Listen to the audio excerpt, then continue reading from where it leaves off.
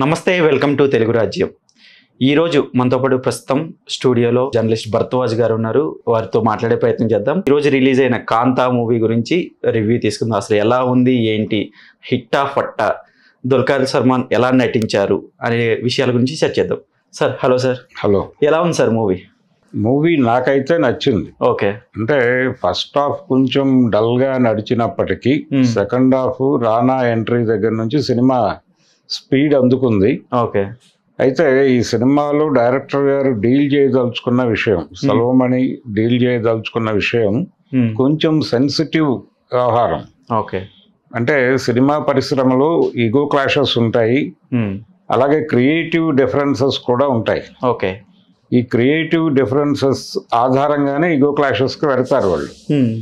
అంటే ఒక సినిమా తీసేటప్పుడు ఆ సినిమాలో హీరో గనక తను పరిచయం చేసిన హీరో అయితే డైరెక్టర్ గారు కొంచెం హై హ్యాండెడ్గా వ్యవహరించడం అనేది జరుగుతుంది. ఓకే. దాన్ని హీరో గారు ఇబ్బంది పడినప్పుడు ప్రతిఘటించే ప్రయత్నం చేస్తే వాళ్ళ మధ్య ఘర్షణ మొదలవుతుంది. ఓకే.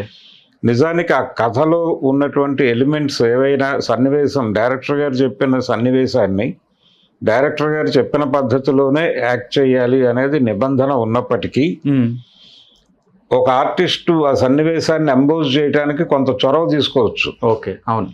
ఆ చొరవ వాళ్ళిద్దరి మధ్య ఉన్నటువంటి రిలేషన్ని బట్టి డైరెక్టర్ గారు యాక్సెప్ట్ చేసి క్యారీ ఫార్వర్డ్ అయిపోతాడు. కొన్ని సందర్భాల్లో ఓకే, కానప్పుడు గొడవ జరుగుతుంది. ఇద్దరి మధ్య గొడవ జరుగుతుంది, కొట్టుకునేదాకా వెళ్ళిన సందర్భాలు కూడా ఉన్నాయి. ఓకే. అలాగే పర్టికులర్గా తాము పరిచయం చేసిన హీరోలు వ్యవహారంలో వాళ్ళని ఎప్పుడూ కూడా కాన్వెంట్ బాయ్స్ గానే చూస్తారు ఈ డైరెక్టర్లు. ఓకే. కాన్వెంట్ బాయ్స్ గానే, అంటే తన కాంపౌండ్ లో పుట్టినటువంటి నటుడిగా చూస్తారు. అవును. ఈ చూడటం అనేది వాళ్ళకి ఇబ్బంది పెడుతూ ఉంటుంది. అందుకని పరిచయం చేశారు మీరు, ఆ గౌరవం మీ పట్ల మాకు ఎప్పటికీ ఉంటుంది. కానీ ఆ తర్వాత మా ఇమేజ్ బిల్డ్ చేసుకోవటము, మా తర్వాత జీవితం అంతా కూడా మీరు లేరు. మీరు లేకుండా మా స్వయం కృషితో మేము నిర్మించుకున్నటువంటి ఇమేజ్ ఇది. దీన్ని కాపాడుకోవాలి అనే బాధ్యత మా మీద ఉంటుంది. మీరు ఎలాగైతే మీ సినిమాని సక్సెస్ చేసుకోవాలని చూస్తారో, ఇన్ ది సేమ్ టైం ఈ కంటెంట్ మా ఇమేజ్కి ఏమైనా ఇబ్బంది పెడుతుందా అని చెక్ చేసుకునే అవసరం మాకు ఉంటుంది. ఎందుకంటే ఈ ఇమేజ్ బిల్డింగ్లో మీ రోల్ లేదు. మీరు పరిచయం చేశారు అంతవరకే. మీరు పరిచయం చేసే నాటికి నేను ఇది కాదు, ఇప్పుడు నేను వేరు, ఈ వేరైపోయినటువంటి నన్ను వేరుగానే చూడండి, మీరు మీ కాంపౌండ్ బాయ్గా చూడకండి అని హీరో గారి వైపు నుంచి ఒక అభిప్రాయం వెల్లడైనప్పుడు ఆ డైరెక్టర్ గారు హర్ట్ అవుతాడు. ఓకే, నేను పెంచిన కాంపౌండ్ బాయ్ కదా, నన్ను ఇలా అనటం ఏమిటి అని కొంచెం ఇతనికి ఒళ్ళు బలిసింది దాకా ఆలోచిస్తారు. ఓకే. ఇది ఆలోచన వచ్చిన తర్వాత ఇద్దరి మధ్య ఆ బంధం తెగుతుంది. అది చాలా మంది విషయంలో జరిగింది. కొంతమంది వెంటనే దాన్ని ప్యాచప్ చేసుకునే ప్రయత్నం చేస్తారు. ఓకే. ఉదాహరణకి కమల్ హాసన్ జీవితంలో ఆయన మొదట పెళ్ళైనప్పుడు ఒక ఇంటర్వ్యూ ఇచ్చాడు పత్రిక, తమిళ పత్రికకి. ఓకే. ఆ ఇంటర్వ్యూలో ఆయన అప్పుడే వాణి గణపతితో పెళ్ళయింది ఆయనకి. అయిన తర్వాత మీ పెళ్లి వెనకాల ప్రేమ ఏమైనా ఉందా అనేది అడిగారు వాళ్ళు. అడిగితే ఆయన సమాధానం చెబుతూ చాలా ప్రేమ ఉంది మా మధ్య అని చెబుతూ, ఎలాంటి ప్రేమ అని అడిగితే మరో చరిత్రలో ఉన్నటువంటి ప్రేమే అన్నాడు ఆయన. మరో చరిత్ర అనగానే బాలచంద్ర గారు కనెక్ట్ అయ్యాడు. ఆ ఇంటర్వ్యూ చూశాడు ఆయన. ఆ ఇంటర్వ్యూ చూసి అదే పత్రికకి ఫోన్ చేసి చెప్పాడు, మీ పత్రికలో వచ్చిన ఒక హీరో ఇంటర్వ్యూలో ఆయన తన ప్రేమ కథలో నుంచి నా ప్రేమ కథ పుట్టినట్టుగా, నా సినిమా కథ పుట్టినట్టుగా ఏదో మాట్లాడినాడు, అది కరెక్ట్ కాదు. నా కథలు ఎప్పుడూ కూడా ఎవరి కాంపౌండ్లోనూ పుట్టవు, అవి నా బ్రెయిన్లో పుడతాయి అని ఆయన కౌంటర్ ఇచ్చేసాడు. ఇవ్వగానే కమల్ హాసన్ వెంటనే సారీ, నేను ఆ ఉద్దేశంతో అనలేదు అని ఒక క్లారిఫికేషన్ ఇచ్చి ఆ యుద్ధాన్ని అలా ముగించేశాడు. ఓకే. ముగించి అలా గౌరవప్రదంగా ముగించుకునే సందర్భాలు ఉంటాయి. ఘర్షణ కొనసాగేటువంటి పరిస్థితి కూడా ఉంటుంది. అలా ఈ సినిమాలో డైరెక్టర్ రోల్ ప్లే చేసినటువంటి సముద్రఖని, హీరోగా కనిపించినటువంటి దుల్కర్ సల్మాన్ వీళ్ళిద్దరి మధ్య 2 డైలాగుల ద్వారా ఆ పాత్రల స్వభావం ఏమిటి, వాటి చరిత్ర ఏమిటి అనేది 2 డైలాగుల్లో చెప్పేశాడు డైరెక్టర్. ఆ డైలాగ్ ఏంటంటే, నీకు చప్పట్ల మీద వ్యామోహం పెరిగింది, చప్పట్ల మీద, ఈ చప్పట్ల వ్యామోహంలో పడి సినిమాని కిల్ చేస్తున్నావు, నువ్వు సీన్ని కిల్ చేస్తున్నావు. ఓకే, నేను సినిమాని చప్పట్ల పరిమితుల్లో చూడను, ఇది 100 సంవత్సరాలు నిలిచే సినిమాగా ఎలా నిలబడుతుంది అని నేను సన్నివేశాన్ని ఊహిస్తాను. నువ్వు ఇప్పటి ప్రేక్షకుల అభిరుచుల పరిధిలో ఆలోచిస్తావు. ఓకే, అందుకని నేను చెప్పినట్టుగా నువ్వు నటిస్తే ఈ సినిమా 50 ఏళ్ళు 100 ఏళ్ళు బతుకుతుంది, నువ్వు చెప్పినట్టుగా చేస్తే ఈ జనరేషన్ వరకే బతుకుతుంది ఓకే అని సముద్రకని అంటాడు. ఆ డైలాగులో ఆ డైరెక్టర్ స్వభావాన్ని ఆవిష్కరించాడు ఆయన. దానికి కౌంటర్ ఇస్తాడు అతను. 50 సంవత్సరాలు ఉంటామా 100 సంవత్సరాలు ఉంటామా అన్నది కాదు నా ఉద్దేశం. ఇప్పుడు ఈ కంటెంట్ హిట్ అవటం అనేది ప్రధానం ప్రొడ్యూసర్కి. కాబట్టి 50 ఏళ్ల తర్వాత ఈ సినిమా నిలబడుతుంది అని ఇప్పుడు ప్రొడ్యూసర్ని చంపేయటం కరెక్ట్ కాదు కదా. అవును, అందుకని ఈ దృక్పథం కూడా ఉండి తీరవలను మీకు. ఇది మీరు డిజైన్ చేసినటువంటి సీన్లో నాకు అనిపించక నేను ఎంబోజ్ చేస్తున్నాను దీన్ని, ఓకే, దాన్ని మీరు తప్పుపడుతున్నారు అని సెట్లోనే మాట్లాడుకుంటారు వీళ్ళిద్దరు. అలా వాళ్ళిద్దరి మధ్య క్రియేటివ్ డిఫరెన్సెస్, ఈగో క్లాషెస్ నడుస్తూ ఉంటాయి సినిమా నిండా.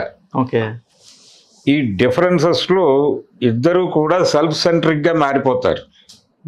అంటే నేను గొప్పవాడిని అనే ఉద్దేశంతో అతను, అంటే నిజానికి అంతకుముందు ఉండదు వాళ్ళకి. ఓకే, ఎప్పుడైతే ఈ ఘర్షణలు మొదలయ్యాయి, జనరల్గా ఈగో క్లాషెస్ ప్రారంభమైన తర్వాత సెల్ఫ్ సెంట్రిక్గా ఆలోచించడం మొదలవుతుంది. ఆ విత్తనం అక్కడ పుడుతుంది. ఆ సెల్ఫ్ సెంట్రిక్గా ఆలోచించటము స్వార్థం దాకా వెళ్ళిపోయి నా కోసం నేను ఏదైనా చెయ్యాలి, అవసరమైతే అతన్ని కొట్టాలి దాకా పెడుతుంది అది. ఓకే, ఈ సెల్ఫ్ సెంట్రిక్ నేచర్ ఏ లెవెల్కి పెరుగుతుంది అనేది ఈ సినిమాలో చాలా అద్భుతంగా ఎస్టాబ్లిష్ చేశాడు డైరెక్టర్. ఓకే, పర్టికులర్గా క్రియేటివ్ ఏరియాలో ఉన్న వాళ్ళ మధ్య ఘర్షణలు మొదలైతే, భావపరమైన ఘర్షణలు మొదలైతే, వాళ్ళలో స్వార్థం మొదలైతే అది ఎటువంటి సీక్వెన్సెస్కి వెళ్తుంది, ఎటువంటి వివాదాల్లోకి వెళ్తారు వాళ్ళు, ఎలాంటి దారుణాలు చేయటానికి కూడా తెగబడతారు. డైరెక్టర్, హీరో ఎవరైనా కావచ్చు, ఇంకా చాలా మంది ఇన్వాల్వ్ అవుతారు అందులో. స్టూడియో యజమాని ఇన్వాల్వ్ అవుతాడు, ప్రొడ్యూసర్ ఇన్వాల్వ్ అవుతాడు, ఓకే, హీరోయిన్ ఇన్వాల్వ్ అవుతుంది, హీరోయిన్ కూడా. ఇలా అనేక ఎలిమెంట్స్ జొరబడతాయి ఈ వివాదంలోకి, ఈ సుడిగుండంలోకి. ఈ జొరబడిన తర్వాత ఆ స్టూడియోలో ఒక క్రైమ్ జరుగుతుంది. ఆ క్రైమ్ జరిగేసరికి ఒక పోలీస్ ఆఫీసర్ ఎంటర్ అవుతాడు అందులోకి. ఓకే, ఎంటర్ అయిన తర్వాత ఆయన మొత్తం వీళ్ళందరినీ వీళ్ళే చేశారు ఆ మర్డర్ అన్నట్టుగా చూస్తూ ఉంటాడు. ఓకే, అంటే యాక్టర్స్, ఆ స్టూడియోలో ఉన్నటువంటి డైరెక్టర్లు కావచ్చు, హీరోలు కావచ్చు, హీరోయిన్లు కావచ్చు, సమస్తం ఆ రోజు అక్కడ షూట్ జరుగుతున్నటువంటి సినిమాలకు సంబంధించినటువంటి వాళ్ళందరినీ అనుమానించడం మొదలు పెడతాడు. ఓకే, ఈ క్రమంలో వాళ్ళ గతం ఏమిటి, వర్తమానం ఏమిటి అనేది తన యాంగిల్లో ఆయన ఎస్టాబ్లిష్ చేస్తూ ఉంటాడు. అప్పటికే ప్రేక్షకులకి వాళ్ళ మీద ఒక క్లారిటీ డైరెక్టర్ గారు ఇచ్చి ఉంటాడు. దీనికి డిఫరెంట్గా ఈ ఇన్వెస్టిగేషన్ నడుస్తూ ఉంటుంది. ఇలా సెకండ్ హాఫ్కి వచ్చేసరికి ఆడియన్స్ని పూర్తిగా కథతో ఎంగేజ్ చేశాడు. అక్కడి నుంచి క్లైమాక్స్లో దుల్కర్ సల్మాన్ చాలా అద్భుతమైనటువంటి పెర్ఫార్మెన్స్ చేశాడు. నాకు తెలిసి అది కొంచెం క్రిటికల్ వ్యవహారం. అంటే సైకలాజికల్గా ఆ క్యారెక్టర్ని అర్థం చేసుకుని ఆ మానసిక స్థితిలోకి వెళ్ళాడు అతను.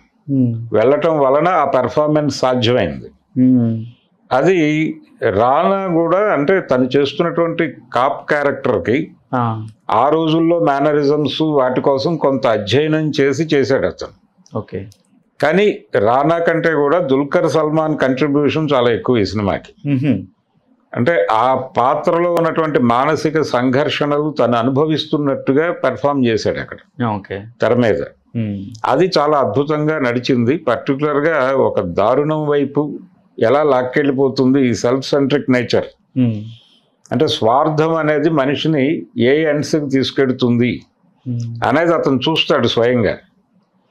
అది చూసి ఇలా జరిగిందా అని తనకు అర్థమైనప్పుడు తను పడే పెయిన్, ఆ బాధని చాలా అద్భుతంగా తెర మీద ఆవిష్కరించాడు అతను.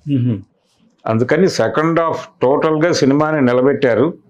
ఎంగేజింగ్గా ఉంది, ఇంట్రెస్టింగ్గా ఉంది. ఒక క్రైమ్ ఎలిమెంట్ని జోడించటం ద్వారా సినిమాని వేగం పెంచారు. అలాగే తను చెప్పదలుచుకున్న విషయం వైపుగా చాలా ఈజీగా డ్రైవ్ చేయగలిగాడు డైరెక్టర్. ఓకే. ఈ మొత్తం సినిమాలో దర్శకుడు బయటకి కనిపించే కథ ఒకటి చెబుతూ కనిపించని కథ ఒకటి నడుపుతాడు తెర వెనక. ఈ రెండు కథల్ని ప్రేక్షకులు బ్లెండ్ చేసుకోవాల్సి ఉంటుంది. ఓకే. అంటే చాలా కొంచెం సినిమా చూస్తున్నాం మనం అని ఒక ఇంటెన్షన్తో సినిమా చూడాలి. అప్పుడు సినిమా అర్థమవుతుంది. ఏదో సరదాగా వెళ్ళి కూర్చుంటే కాదు, కొంచెం సీరియస్గా పట్టించుకుని చూడాల్సిన సినిమా ఇది. అలా పట్టించుకుని చూసినటువంటి ప్రేక్షకులకి సినిమా తప్పనిసరిగా నచ్చుతుంది ఇది. ఓకే. అలా ఒక ఇంట్రెస్టింగ్ ఎలిమెంట్తో ఇది సినిమా తీయొచ్చా తీయకూడదా ఇలాంటి గందరగోళాలు ఏం పడకుండా స్ట్రైట్ అవే ఒక మంచి సినిమా తీసినందుకు ముందు సల్మాన్ని అభినందించాలి డైరెక్టర్గా. ఈ ఐడియాకి డబ్బులు పెట్టినటువంటి దుల్కర్ సల్మాన్ని అలాగే రానాని కూడా అభినందించి తీరాలి. ఇంకో 2 ప్రొడ్యూసర్లు కూడా డబ్బులు పెట్టారు ఈ సినిమాకి. ఓకే. నలుగురు 4 చేతులు వేసి ఒక ఐడియాని ప్రపంచం ముందుకు తీసుకొచ్చారు. అలా ఇందులో పెర్ఫార్మెన్స్ వైజ్గా చూసుకుంటే ఒక క్రియేటివ్ ఏరియాలో తనతో విభేదించేటువంటి తను క్రియేట్ చేసినటువంటి ఒక ఆర్టిస్ట్తో ఘర్షణ ఎలా ఉంటుంది అనేది చాలా అద్భుతంగా పోర్ట్రైట్ చేశాడు సముద్రఖని. ఓకే. తను అర్థం చేసుకుని నటించాడు. ఒక డైరెక్టర్గా ఆయనకు ఆ సఫరింగ్స్ ఉండొచ్చు కూడా. అందుకని అది కనిపించింది, ఆ అనుభవం కనిపించింది ఆయన నటనలో. అలా ఆయన ఒకవైపు, రానా ఒకవైపు, దుల్కర్ సల్మాన్ అసలు టోటల్గా సినిమాలో విశ్వరూప ప్రదర్శన చేశాడు. ఇప్పటి వరకు గ్లామర్ రోల్స్లో కనిపిస్తూ వచ్చినటువంటి భాగ్యశ్రీ ఈ సినిమాలో చాలా సెన్సిబుల్ క్యారెక్టర్ చేసింది. ఓకే. మంచి పెర్ఫార్మెన్స్ ఇచ్చింది తను. అంటే నటిగా తన్ని తాను ప్రూవ్ చేసుకుంది ఈ సినిమాలో. ఓకే. అలా ప్రతి ఒక్కరూ ఈ సినిమాలో నటించినటువంటి ప్రతి నటి, ప్రతి నటుడు పరిధి తక్కువే, ఒకే చోట జరిగేటువంటి కథ ఇది. ఒక స్టూడియోలో జరిగే కథ. ఈ స్టూడియోలో జరిగేటువంటి కథకి రకరకాల ఫ్లాష్ బ్యాక్లు, డైలాగుల రూపంలోనూ, చిన్న చిన్న సన్నివేశాల రూపంలోనూ ఫ్లాష్ కట్స్ వచ్చి వెళ్ళిపోతూ ఉంటాయి. ఓకే. అంటే స్క్రీన్ ప్లే అలా రాసుకున్నాడు ఆయన. అంటే తక్కువలో సినిమా చేయాలి, ఎక్కువ ప్రభావం వెయ్యాలి, ఒక పెద్ద చరిత్ర చెప్పాలి అని అనుకున్నాడు. అవును. అయితే ఈ సినిమా ప్రారంభించిన దగ్గర నుంచి ఇది 50కి ముందు మెడ్రాస్లో జరిగేటువంటి కథ. ఓకే. అని చెప్పగానే చాలా మందికి అనిపించింది ఏంటంటే, త్యాగరాజు భాగవతార్ అని ఒక హీరో ఉండేవాడు తమిళ్లో. తమిళ్ సూపర్ స్టార్ ఆయన. ఆయన ఒక జర్నలిస్ట్ మర్డర్ కేసులో జైలుకి వెళ్ళాడు అప్పుడు. ఓకే. ఒక 3 years జైల్లో ఉన్నాడు ఆయన. 50 ఏళ్ల క్రితం. అవును, 50 కాదు, ఇంకా ఎక్కువే. 1950కి ముందు. ఆయన 59లో చనిపోయాడు త్యాగరాజ భాగవతార్ గారు. ఈ ఇన్సిడెంట్ జరిగింది 44లో. ఓకే. మన దేశానికి స్వతంత్రం కూడా రాలేదు అప్పటికి. అవును. అప్పుడు జరిగినటువంటి ఒక మర్డర్ మిస్టరీ. అంటే ఒక జర్నలిస్టు చనిపోయాడు. హిందూ నేషన్ అనేటువంటి పత్రిక తాలూకా జర్నలిస్ట్ ఒక అతను చనిపోయాడు.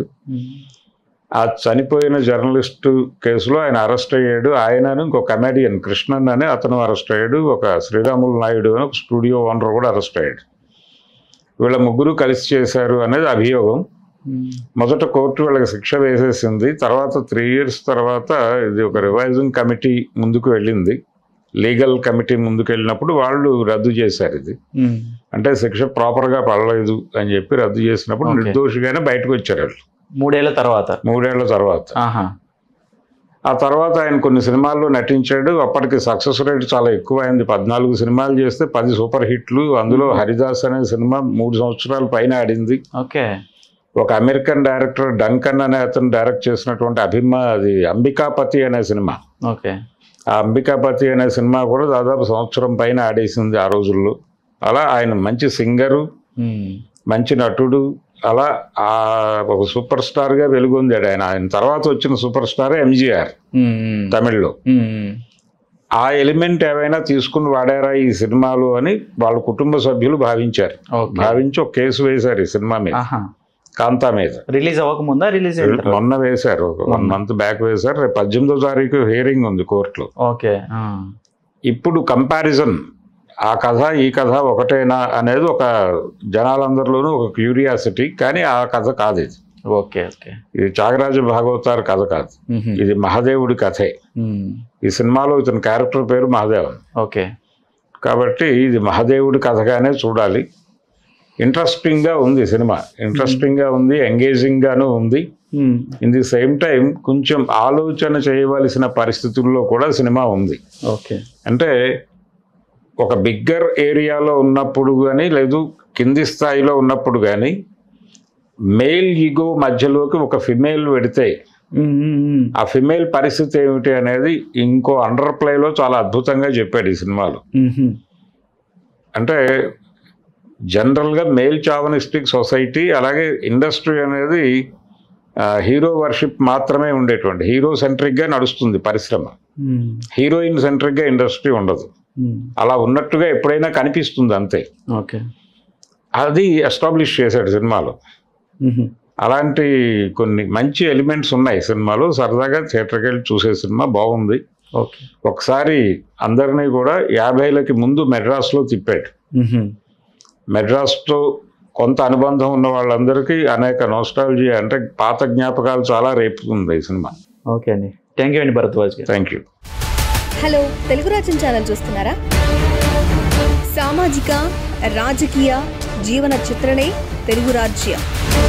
అతిశయోక్తులు అసత్యాలు ఉండవు. రాజకీయ కోణం కాదు, ప్రజా కోణమే కొలబద్ద. తెలుగు రాజ్యం వీక్షణ మీ ఉత్తమ అభిరుచికి నిదర్శనం.